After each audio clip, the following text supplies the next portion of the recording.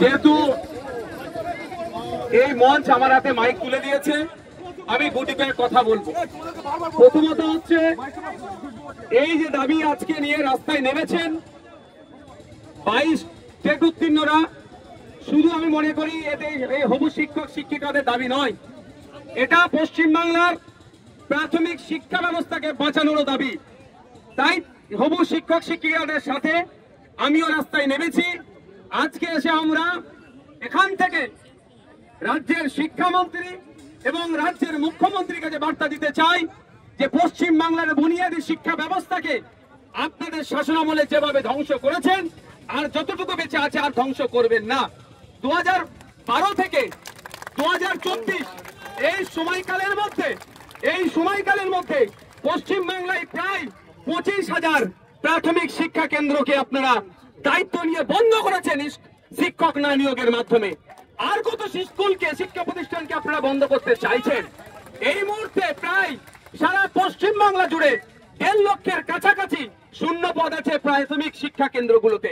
তো অবিলম্বে আপনাকে প্রাথমিক শিক্ষা ব্যবস্থা বাঁচানোর স্বার্থে রাজ্যের শিক্ষামন্ত্রী এবং মুখ্যমন্ত্রীর উদ্দেশ্যে আমাদের এই মঞ্চের পক্ষ থেকে বার্তা, 50,000 কম করে 50,000 ভ্যাকান্সির নোটিফিকেশন দিতে হবে, 50,000 নিয়োগ দিতে হবে এবং শিক্ষা কেন্দ্রগুলোকে বাঁচাতে হবে।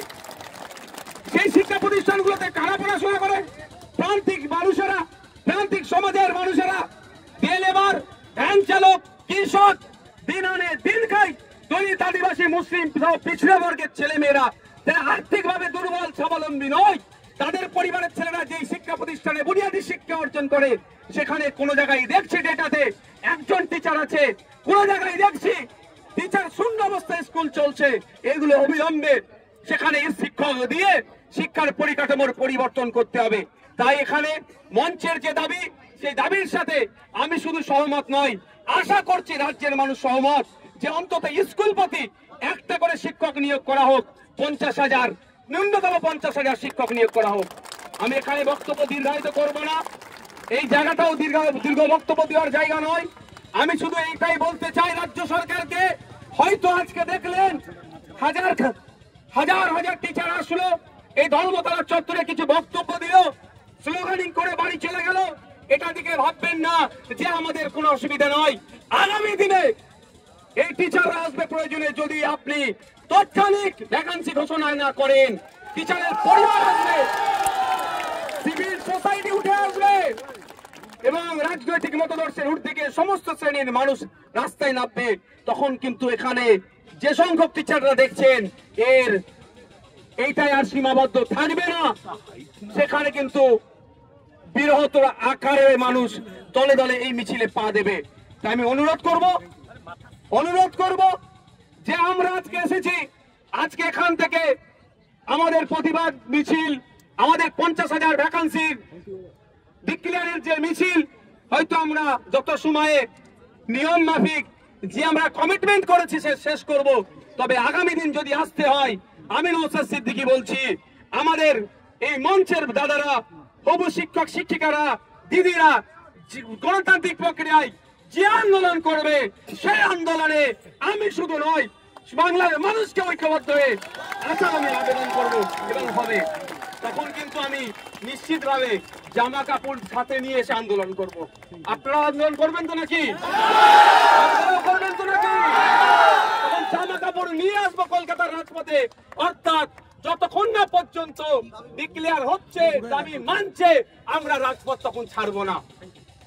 আর আপনারা এটা বলে যাই, আমরা এটা অত্যন্ত আমি সহানুভূতির সাথে বলছি, ভালোবেসে বলছি। আমি আবারও রিপিট করছি, পশ্চিম বাংলার শিক্ষা ব্যবস্থাটা, বুনিয়াদী শিক্ষা ব্যবস্থাকে ধ্বংস করবেন না। অবিলম্বে যেমন একদিকে 50,000 পরিবার বাঁচবে, 50,000 শিক্ষক নিয়োগ হলে, অপরদিকে এই 50,000 শিক্ষকের জন্য আরো 1 লক্ষ পরিবার আর্থিকভাবে তারা স্বাবলম্বী হবে। তাহলে 1.5 লক্ষ পরিবার বাঁচবে, 1.5 লক্ষ পরিবার মানে প্রায় 5 থেকে 7 লাখ মানুষ উপকৃত হবে। একদিকে যেমন, উল্টো দিকে সাথে সাথে যেখানে আমরা প্রান্তিক সমাজ থেকে উঠে আসছি, আমাদের সেই সংখ্যালঘু অধ্যুষিত ব্লক হতে পারে, দলিত অধ্যুষিত ব্লক হতে পারে, আদিবাসী অধ্যুষিত ব্লক হতে পারে, ঝাড়গ্রাম হতে পারে, সুন্দরবনের প্রত্যন্ত গ্রাম হতে পারে, বা ডুয়ার্সের যে কোনো ব্লক হতে পারে, সেখানকার বুনিয়াদী শিক্ষাটা আমরা বাঁচাতে পারবো। তাই রাজ্য সরকারের কাছে অনুরোধ করব, এখানে যারা এসবি আছেন, এখানে যারা আইবি ডিপার্টমেন্ট আছেন, তাদের মাধ্যমে রাজ্য সরকারের কাছে আমি বার্তা দিতে চাই, অবিলম্বে 50,000 শূন্য পদের নিয়োগ হবে তার নোটিফিকেশন জারি করুন। অন্যথায় গৌতম বাবুর ওই ফাঁকা আওয়াজের জবাব কিন্তু গৌতম বাবুকেও দিতে হবে। আমি গিয়েছিলাম একদিন, সেই দিন অফিসে ছিলেন না, আপনাদের বলে যাচ্ছি না বলে এবার আমি পৌঁছে যাব অফিসে। ওনাকে জবাব দিতে হবে যে আপনি বলেছিলেন মিডিয়ার সামনে অ্যালাউ করে যে বছরে বছরে টেট হবে, দুবার করে নিয়োগ হবে, 50,000 পোস্ট আমাদের রেডি আছে, আর আজকে আপনি আমাদের হাতে ললিপপ দিচ্ছেন 13,421 ললিপপ আমরা মানবো না। যখন আমরা প্রতিদ্বন্দ্বিতায় নেমেছিলাম, 6 লক্ষ মানুষ আমরা প্রতিদ্বন্দ্বিতায় নেমেছি, তার মধ্যে থেকে মেধার ভিত্তিতে আমরা পাস হয়েছি। এখানেও মেধার ভিত্তিতে নিয়োগ দিতে হবে, কম করে 50,000 নিয়োগ দিতে হবে। এই বলে আমি আমার বক্তব্য সংক্ষিপ্ত করছি। এই আন্দোলন চলবে, চলছে, চলবে।